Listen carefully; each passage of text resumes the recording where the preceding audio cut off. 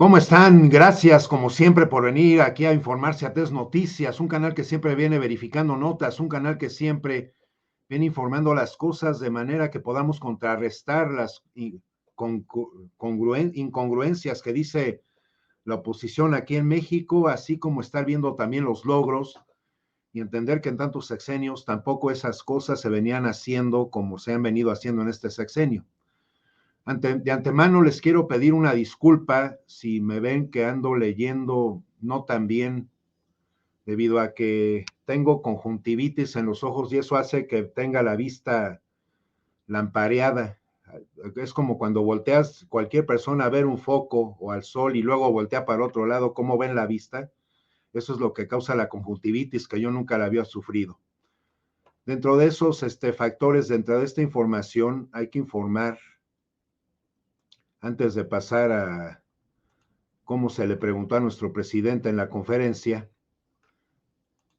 estar pues informados de esto, ¿no? Los homicidios en América Latina. América Latina y el Caribe se ha convertido en una de las regiones con más violencia a nivel mundial, hasta el punto de que algunos organismos gubernamentales, como el Departamento de Estado de los Estados Unidos, recomiendan a sus habitantes replantearse viajes de turismo y externar las medidas de seguridad en las salidas nocturnas o desplazamientos a ciertas partes de la región. Este hecho no es de extrañar ni se tiene en cuenta en la mayor parte de los países sufren profundas desigualdades y severas crisis socioeconómicas desde hace varias décadas, lo que ha provocado un aumento constante de la violencia y la inseguridad. La gravedad del problema varía del país a país, con tasas de homicidios que van desde los 49,000 casos por cada 100,000 habitantes en Jamaica hasta los 3,600 en Chile, situándose cada uno de ellos en el extremo de este espectro. La pregunta que le hizo hoy el reportero al presidente de nuestro país de México, Andrés Manuel López Obrador, primero vamos a ver la pregunta, luego nos vamos a datos, obviamente, de lo que se ha venido haciendo en El Salvador. De ahí vamos a pasar al tuit al que se refiere este reportero hoy en la conferencia, y de ahí nos vamos a la respuesta del presidente, ¿no?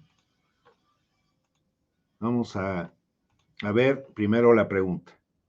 No me vayan a ruchar, porque no me vayan a poner una multa. Ahí le voy a pedir a la gente que me ayude, ¿no? Vamos a hacer una colecta, si me multan. Adelante. La segunda pregunta, presidente. Estas 2 últimas semanas estuve visitando Centroamérica, estuve en Guatemala, específicamente Guatemala, El Salvador. Quise entender qué es lo que hay detrás de ese 91% de aprobación del presidente Nayib Bukele, y platicando con más de 100 personas que me encontré en ese recorrido, me decían ellos que prácticamente el que él haya solucionado de tajo el tema de la inseguridad se daban por bien servidos. Si bien El Salvador tampoco es un país que tenga indicadores económicos arriba o arriba de la media de lo que ocurre aquí en México o en otros países, es un hecho que el tema de la seguridad impactó positivamente en la sociedad. Ayer el presidente Bukele utilizó sus redes sociales, presidente, justamente sobre este tema. En Twitter utilizó un video de un desafortunado asesinato que ocurrió en León, Guanajuato, de una persona, una mujer llamada Milagros, asesinada a quemarropa. Y él decía en su tweet, palabras más o menos, una indirecta de que esto iba para los gobiernos que defendían a delincuentes y que no estaban usando mano dura para este tipo de gente que estaba quitándole la vida a la sociedad en general. Presidente, yo le quiero preguntar, su estrategia de seguridad aquí en México, usted ha sido muy contundente, abrazos no balazos, e incluso aquí hace un mes yo le pregunté que si iba a haber ajustes en su estrategia. Usted me comentó que el gabinete también le ha presentado propuestas, pero van a seguir sobre la misma línea. Ante estos cuestionamientos que existen del presidente Bukele y de los resultados que él está teniendo allá en El Salvador, presidente, ¿usted qué opinión tiene? ¿Esa es la estrategia que en algún momento podría funcionar en México? ¿Son contextos distintos? Ahorita nos vamos con esto, porque hay que ver cómo tergiversan las cosas estos reporteros. Porque además hay que entender que llegar a hablar con un tono así de mucha seguridad, pero no estás hablando las cosas realmente como se dicen, eso no es tener ética. Primero vamos con el tuit entonces de Bukele. Que obviamente el video del hecho tan lamentable que se presentó en las calles de León el día de ayer, pues esta plataforma ni de broma va a aceptar que yo saque eso, ¿no? Dice Nayib Bukele, recuerden que la guerra contra la corrupción apenas empieza, aún hay mucha tela en que cortar. Así se refiere Nayib Bukele, ¿no? Pero en el tuit que nos ocupa, así lo dijo Nayib Bukele, para que vean cómo los reporteras y reporteros no hay que estarles creyendo lo que dicen, por más seguros que se vean. Dice, pero las organizaciones no gubernamentales de derechos humanos, entre comillas, no dirán nada. A ellos no les importa la muerte de la gente honrada. Ellos solo saldrán en defensa del asesino si el Estado hace su trabajo y lo saca de las calles. Ahí saldrán a pedir un buen trato y reinserción para esa rata asquerosa, ¿no? Y aquí es donde muestra de un reportero de Milenio aquí en México, es el Medio Milenio, con respecto a ese tuit, ¿no? Que muestra ¿qué te doy? No tengo nada, le dijo esta mujer, Milagros, te juro que no tengo nada, dijo Montserrat, Milagros Montserrat, a este sujeto quien la apuñaló hoy, ¿no? Entonces, no se puede estar,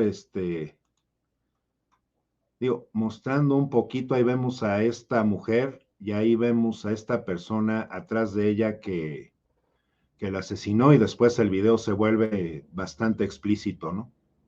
Con el ataque y todo esto. La cruzada de Bukele, también para darle un contexto más entendible a todo esto, ya vemos que el reportero llegó a nada más a estar inventando palabras en el tuit de Nayib Bukele, el presidente de El Salvador. Para entender un poco más el contexto,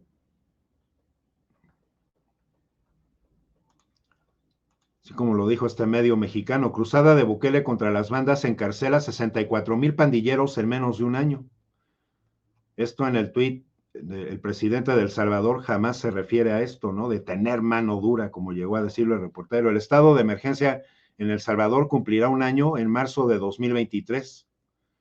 El Salvador ha encarcelado a más de 64,000 pandilleros después de 11 meses de haber declarado un estado de emergencia, de acuerdo con los datos del gobierno centroamericano. Aún así, todavía hay unos 30,000 pandilleros prófugos porque están siendo buscados por las autoridades, dijo el lunes el ministro de la Defensa salvadoreño René Merino en una entrevista televisiva. La tasa de homicidios del país cayó de 7,800 homicidios por cada 100,000 personas en 2022, desde más de 50 por cada 100,000. El Salvador registró 496 homicidios en 2022, aproximadamente un 57% menos que los contabilizados en 2021. El Congreso de El Salvador declaró el estado de emergencia el año pasado, otorgando a las autoridades un mayor poder para realizar arrestos. Este mes el Congreso extendió el uso de los poderes de emergencia hasta marzo de este año, ¿no? Las organizaciones de derechos humanos han criticado la falta del debido proceso. Esas organizaciones de derechos humanos también muy, muy cuestionables con respecto a sus conjeturas y a sus determinaciones en tantos de nuestros países de América Latina, ¿no? Bueno, entonces ya el presidente así le contestó entonces a este reportero.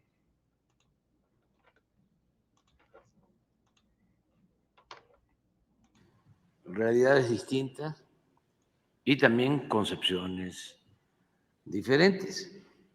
Yo pienso que hay que atender las causas. No se trata solo de aplicar medidas coercitivas. La paz duradera se consigue con justicia. Y eso es lo que estamos nosotros llevando a la práctica. Y no quiero polemizar con el presidente de El Salvador. No. Nosotros vamos bien, a pesar de que heredamos una situación muy difícil, porque hubo un presidente que declaró la guerra al narcotráfico y apostó por enfrentar la violencia con la violencia.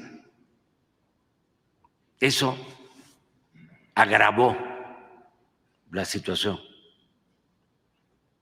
de inseguridad en el país. Y desde entonces se constituyeron grupos, bandas de delincuentes, nuevos carteles. Y cuando llegamos, la violencia estaba en lo más alto, sobre todo los homicidios. Y poco a poco hemos venido reduciendo los homicidios. A ver si ponemos la gráfica de cómo vamos, porque eso también ayuda bastante a contextualizar qué hemos hecho, si funciona o no funciona nuestra estrategia. ¿Por qué funciona nuestra estrategia? Por lo que acabamos de ver hace un momento. Porque la paz es producto de la justicia. Si la gente tiene trabajo, si hay buenos salarios, si se atiende a los jóvenes, si se combate la pobreza, si se combate la corrupción, se logra avanzar mucho. Y eso es lo que hemos hecho en el país, atender a los jóvenes, que haya bienestar, se han incrementado los salarios como nunca. México es de los países con menos desempleo en el mundo. La gente está contenta. Y miren, así estamos.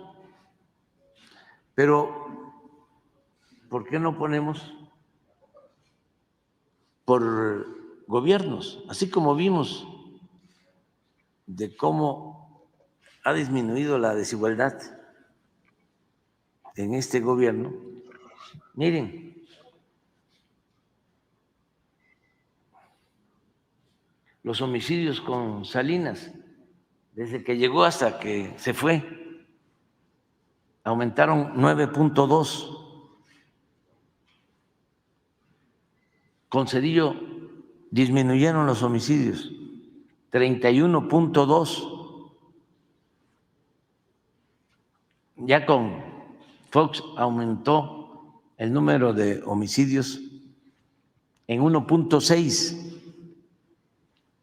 Calderón, que declaró la guerra, que optó por enfrentar el mal con el mal, casi 200% de aumento. Y aquí había tortura, masacres. Aquí el secretario de Seguridad Pública protegía a uno de los carteles y combatía a otros. Por eso está en Estados Unidos recluido. Había una especie de narcoestado. Dominaban ellos hasta el aeropuerto de la Ciudad de México, los narcotraficantes. Y saben ustedes que el gobierno de Estados Unidos o las agencias de Estados Unidos encargadas de la aviación le mantenían al aeropuerto de la Ciudad de México la categoría 1. Y ahora que nosotros administramos el aeropuerto de la ciudad, nos bajaron de categoría.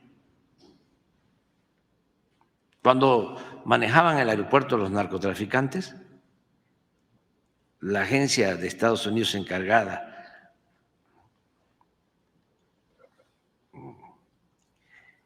arbitrariamente, porque no tienen por qué meterse en decisiones que corresponden a otros países, porque eso es injerencismo, porque ellos son los que califican, ¿no? A ver quién se porta bien, quién se porta mal.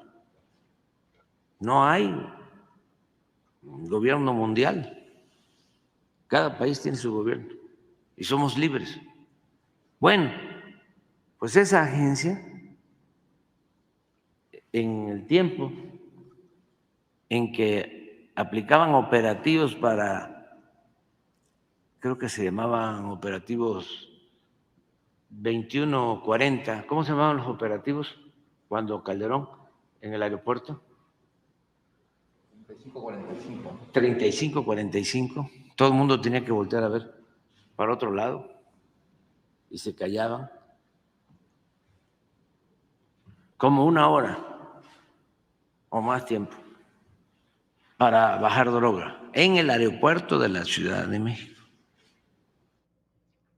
Imagínense la clase de caos que provocan que autoridades estén en contubernios con grupos que manejan cosas ilegales o con grupos del crimen organizado. Hay que recordar que aquí en México se acaba de poner a disposición de las autoridades a un fiscal.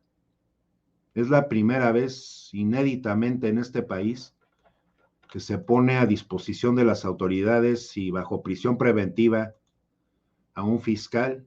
¿Qué ocurre? Que en sexenios pasados se empezó a elevar tanto el nivel de injusticias por no venir atendiendo al pueblo, que tantos de esos grupos criminales, de la mano de autoridades, de comisiones de derechos humanos, jueces, fiscales, magistrados, no todos, pero varios, han venido retorciendo las leyes y tapándolas, ¿no? El caso tan lamentable en México de recordar esta persona que era la mayor responsable en Sedato y en Sedesol, donde se desviaron 7,000 millones de pesos y se le puso en prisión únicamente por 3 años para únicamente después que se cambiara la presidencia en la Suprema Corte y la dejaran salir.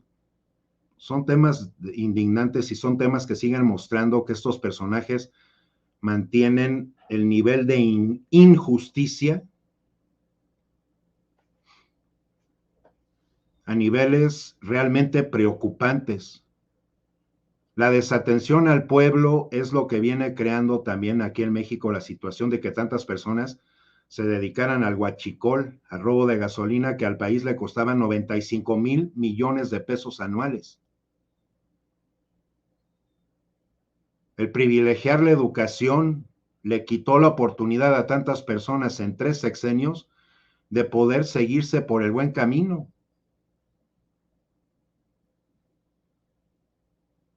Y luego hemos sabido de tantos casos de gobernadores, así como los Duarte, de Veracruz y Chihuahua, que además están presos, ¿no? La justicia se corresponde a las personas que deben de hacer la justicia, pero a los gobiernos estatales, al gobierno de la República de cualquier país, le corresponde estar atendiendo al pueblo. Y todavía oímos aquí en México la situación de los opositores que están en contra de los programas sociales. O sea, realmente, y esto también lo tomo porque es un tema personal, se ven que hay personas, inclusive de la sociedad, que disfrutan estar destruyendo la vida de los demás. Y estos personajes que llegan a la política llegan haciendo eso, disfrutando el destruir la justicia, disfrutando destruir la paz, disfrutando destruir las causas que encierran la justicia. Y en la sociedad hay personas que disfrutan ver cómo destruyen a los demás. Eso es un problema psicológico, ¿no? Grave en tantas personas. Ahí se ve también determinantemente cómo existe un declive en tantas personas en la sociedad, porque están haciendo cosas que no les gustaría que les hicieran, pero sacan su prepotencia, su soberbia, porque son influyentistas, porque tienen estos puestos. Y aquí en México lo que se está refiriendo y haciendo y atendiendo las causas del pueblo es precisamente un proceso que no se va a denotar hasta dentro de 7 o 10 años adelante, pero se están haciendo las cosas.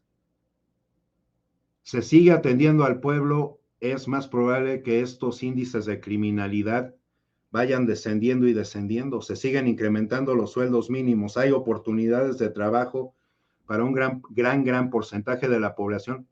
Eso obviamente le quita el recurso humano, ¿no?, a tantos grupos criminales.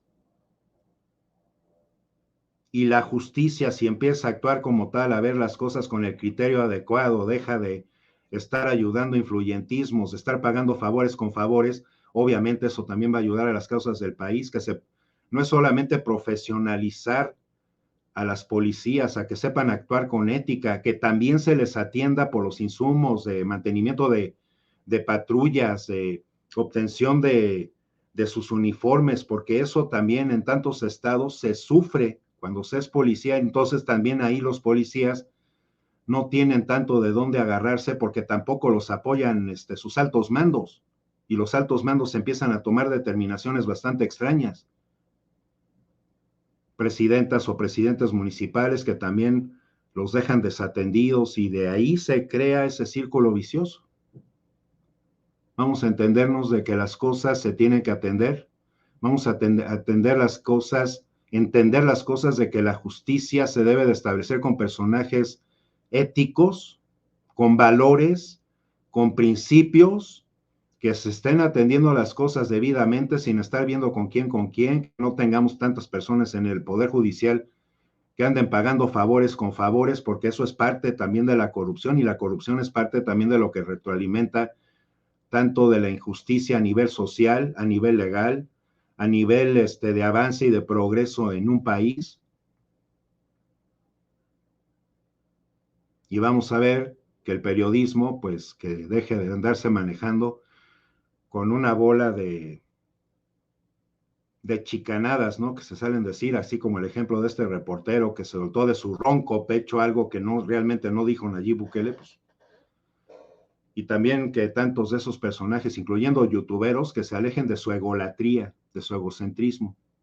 Están para servir, ¿no? Les late la situación de estar informando, que la estrella sea la información, no ustedes. Y lamentablemente ahí también vemos un problema social en esta clase de informadores independientes pro 4T o como se llaman en otros países.